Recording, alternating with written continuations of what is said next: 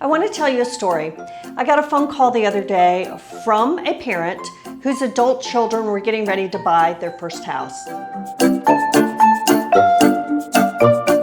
And this dad was just concerned about the current market we're in. Because if you've been following the market, you know that people are paying top dollar right now for houses. And that's because there's such little inventory out there right now. So this dad said, how do I advise my children? What do I tell them?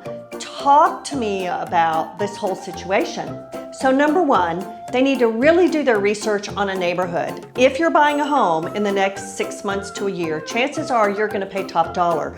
So it's important to really analyze that neighborhood, get your realtor to help you with that, and make sure that that's a neighborhood that's going to hold its value. Tip number two, if you're a parent like me and you have adult children getting ready to purchase a home, you really want them to be conservative with their dollars. You know, they may have done really well, have great professional jobs, saved their money, made good choices, but the next good choice they're going to make is to not pay too much for a house. So say they're pre-approved for $300,000, they don't really need to spend $300,000 on a house right now because they're going to be house poor.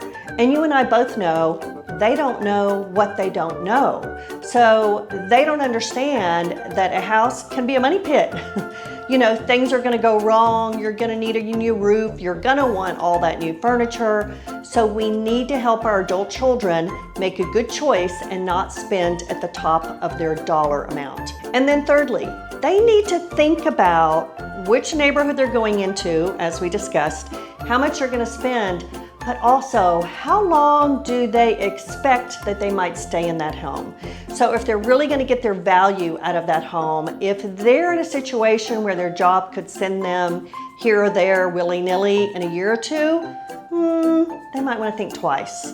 But if they're in a situation where they think it's pretty stable and they might be in that home 5 to 7 years, then that's another conversation. So mom and dad, when you're going through these conversations with your kids, I've given you 3 great talking points, but you know what?